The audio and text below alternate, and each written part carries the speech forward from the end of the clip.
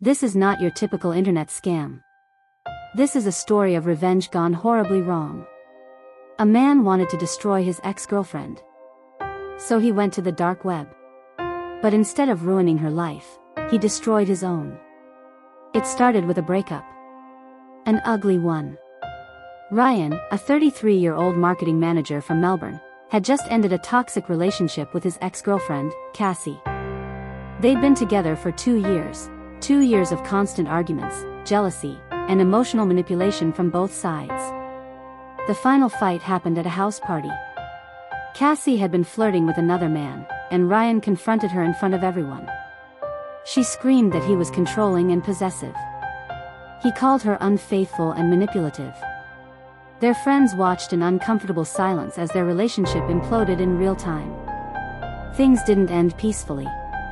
There were accusations, vengeful texts sent at 3 a.m., and public social media drama that played out like a soap opera for their mutual friends to witness. Ryan felt humiliated. His co-workers had seen the public meltdown. His friends were choosing sides. But more than that, he wanted revenge. He wasn't just looking to move on. He wanted her to suffer the way he was suffering. He found himself obsessing over her every move. Checking her Instagram stories at midnight. Refreshing her LinkedIn to see if she was networking with new people. Stalking her Twitter likes to see which men she was interacting with. He created fake accounts just to keep tabs on her when she blocked his main profiles.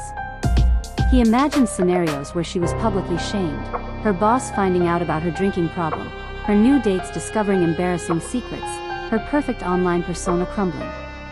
His work performance began to slip.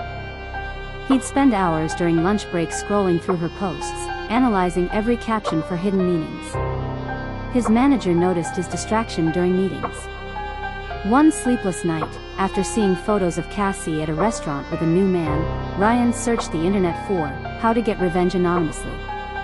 Then, how to hack someone's social media. Then, hire hacker dark web.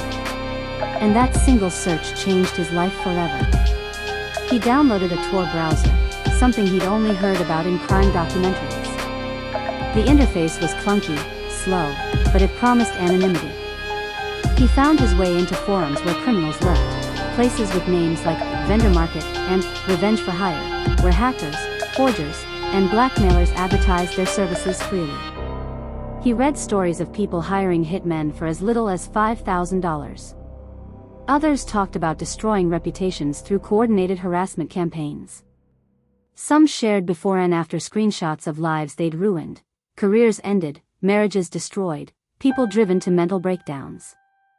The deeper Ryan went, the more normalized it seemed. These weren't just isolated psychopaths, they were organized communities with rules, ratings, and customer reviews. He found a vendor calling themselves Shadow Spine. Their profile had dozens of 5-star reviews. The ad read, Revenge Services. X leaks. Online deletion. Social destruction. Total wipeout. Discreet and secure. 100% anonymous. They claimed to have erased police records, shut down social media accounts, leaked private photos, gotten people fired from their jobs, and ruined lives, all for a price. Previous customers left glowing testimonials. My cheating ex lost everything. Perfect service, target completely destroyed. Worth every Bitcoin. Ryan didn't hesitate. This felt like justice. He spent 3 days crafting the perfect message, detailing everything he knew about Cassie, her full name, phone number, Instagram handle, LinkedIn profile, email addresses, her workplace address, her favorite coffee shop, her gym, even her mother's maiden name he'd learned during their relationship. He wrote, I want her social media accounts deleted. Her professional reputation destroyed. I want her new boyfriend to see who she really is. I want her to feel as humiliated as she made me feel. The reply came within 6 hours. We can do it. But it'll cost you. This level of destruction, social, professional, personal, requires our premium package. $12,000 Bitcoin. Half upfront, half on completion. Ryan had never used cryptocurrency before. He spent hours watching YouTube tutorials, setting up a digital wallet, buying Bitcoin through exchanges. The process felt surreal, like he was preparing for a bank heist. He transferred $6,000 worth of Bitcoin to an untraceable wallet address. His hands shook as he hit send. He felt exhilarated. Like justice was finally in his hands. Like he was taking control of his life again. Days passed with radio silence. Then a message arrived with a single attachment, a screenshot of Cassie's Instagram login page with the message, "Target access." We're inside her accounts. Progress underway. Expect results in 48 hours. Prepare second payment. Ryan felt a rush of adrenaline. It was really happening. He checked Cassie's social media constantly, looking for signs of the hack. Her posts were still up. Her stories still active. Nothing seemed different yet. But he was patient. These were professionals. He prepared the second Bitcoin payment, feeling giddy with anticipation. Soon, Cassie would understand what it felt like to have your life turned upside down. Until a new message came from Shadow Spine, "Change of plans. You're next." At first, he laughed. It had to be a joke. Maybe they were testing his resolve. But his phone began acting strangely within hours. Battery draining faster than usual. Apps crashing randomly. Text messages disappearing from his inbox. Files vanishing from his laptop desktop. His laptop webcam light began blinking at random times, even when no applications were running. He covered it with tape, but the paranoia had already set in. Then his Instagram account posted something he didn't write, a black screen with white text that read, "Watch yourself." The post went live at 3:47 a.m. while he was asleep. When he woke up and saw it, his blood ran cold. Panic set in. He frantically deleted the post and emailed Shadowspine, "What's happening? This wasn't part of the deal. I paid you to target her, not me." No reply came. Then his Facebook status updated itself, "I'm being watched." His Twitter bio changed to, "Revenge Seeker Seeks Revenge." Someone was puppeteering his digital life while he watched helplessly. A new email arrived from a different sender, someone named Judicator. The subject line read, "We know everything." The email contained screenshots of his entire conversation with Shadowspine, copies of his Bitcoin transactions, and most terrifyingly, webcam footage of him in his bedroom, typing on his laptop, completely unaware he was being recorded. The message was simple: "You thought you were hunting. But you were always the prey." He hadn't hired a hacker to destroy his ex-girlfriend.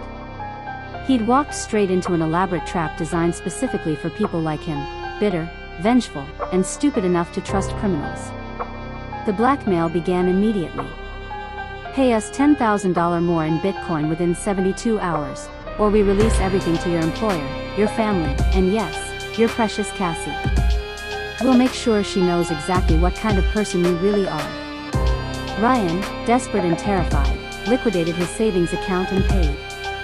He convinced himself it would end there. That they'd take the money and disappear like shadows. But it didn't stop. They demanded another $5,000 2 weeks later. Then $7,000 the following month. They had turned him into their personal ATM, and every payment only proved he was willing to pay more. The psychological torture escalated. They doctored screenshots to make it look like he'd sent abusive, threatening messages to random women online. They created fake dating profiles using his photos with disturbing captions. They left anonymous reviews on his company's Google page, claiming he was a misogynist who harassed female employees. They were systematically destroying his reputation using his own desperation against him. He was being erased socially, one manufactured lie at a time. His work colleagues began treating him differently. Whispered conversations stopped when he entered rooms. His manager called him into HR for a concerning online presence that was affecting the company's image. In 3 months, Ryan lost over $30,000. He maxed out 3 credit cards. Took out a personal loan at devastating interest rates. Borrowed money from his parents under false pretenses. all while watching his carefully constructed life crumble around him like a house of cards. Sleep became impossible. Every notification sound sent his heart racing. Every unknown phone call felt like another threat. He was living in a prison of constant fear, built by his own choices. Ryan finally went to the police after 4 months of torment. Sitting in the sterile interview room, he confessed everything: the breakup, the dark web, the Bitcoin payments, the blackmail. He felt like a fool telling the story out loud. But the officers told him what he feared most: they couldn't help. He'd paid anonymous criminals operating on untraceable platforms. The servers could be in Russia, China, or North Korea. The Bitcoin transactions were irreversible and untraceable. Detective Sarah Morrison, who specialized in cybercrime, explained the harsh reality: these operations specifically target people seeking revenge. They know you won't report it immediately because you're complicit. By the time victims come forward, the trail is cold. The hackers could be part of an international cybercrime syndicate, operating out of countries with no extradition treaties. Some investigators believed Shadow Spine wasn't just one person, but an entire operation that baited revenge seekers like Ryan, then flipped them into victims. Desperate for any connection to his normal life, Ryan tried to reach out to Cassie to explain himself, not an apology, just a warning that she might be in danger too. She blocked him on everything without reading his messages. His employer let him go 3 weeks later. Not for any crime, but for the ongoing personal situation that was affecting workplace morale. No company wants a scandal magnet, especially one involving cybercrime and harassment allegations. Ryan moved cities within 2 months. Changed jobs. Deleted every social media account. He traded his smartphone for a basic flip phone. He was living like a ghost now, hiding from shame more than actual danger. The hardest part was telling his family. He confided in them slowly, piece by piece. They were shocked, disappointed, and angry. His sister called him a coward who deserved everything that happened. His father refused to speak to him for 8 months. His mother cried when she learned he'd borrowed money from them to pay blackmailers. "We raised you better than this," she said. Those words cut deeper than any threat from the hackers. He tried therapy for the first time in his life. Sessions focused on anger management, shame processing, and the overwhelming regret of letting revenge consume his judgment so completely. His therapist helped him understand that he'd become addicted to the fantasy of control. 2 years later, Ryan began telling his story, anonymously, in online forums. In Reddit threads about cybercrime. On support groups for extortion victims. Not seeking pity or forgiveness, but hoping to prevent another version of himself from making the same devastating choices. Through these communities, Ryan discovered hundreds of similar cases. People who tried to use hackers for revenge and instead got scammed, exposed, or turned into long-term victims themselves. The pattern was always the same: someone hurt and angry finds their way to the dark web, pays criminals to hurt someone else, then discovers they've made themselves the perfect target for exploitation. The hackers weren't just running scams, they were running psychological operations. They preyed on people who believed they were untouchable, that their pain justified any action. They offered a mirror: you want to destroy someone? Watch yourself burn instead. Ryan's financial debts followed him for years. His credit score was destroyed. His professional network evaporated. His dating life became impossible. Background checks revealed the cybercrime investigation, even though he was the victim. But he says the worst part wasn't losing money, friends, or career prospects. It was the moment he realized he'd become the villain in his own story, a man so consumed by bitterness that he'd literally sold his soul to strangers behind keyboards. He learned that there are thousands of fake, revenge hackers operating online. But they're not always just after your money. Sometimes they want your secrets, your weaknesses, your complete destruction. They want to study how far desperation will push someone. This wasn't just a scam. It was a trap, one built specifically for people like Ryan. People who confused justice with revenge. People who thought anonymous crime was consequence-free. And it worked perfectly. Ryan now works at a non-profit that helps cybercrime victims. He makes a quarter of his old salary. He lives alone in a studio apartment. He's still paying off debts from his revenge fund. But he says he's found a kind of peace in helping others avoid his mistakes. The dark web revenge fantasy is exactly that, a fantasy. In the real world, it leaves scars on everyone it touches. The victims you think you're targeting. The criminals you think you're hiring. And most of all, yourself. Before you seek revenge online, ask yourself, what are you really trying to fix? Because whatever pain you're feeling, whatever humiliation you're carrying, destroying someone else won't heal it. It will only create new wounds. Think twice before you click that link. Before you download that browser. Before you send that Bitcoin. Because once you cross that line, there's no guarantee you'll ever find your way back.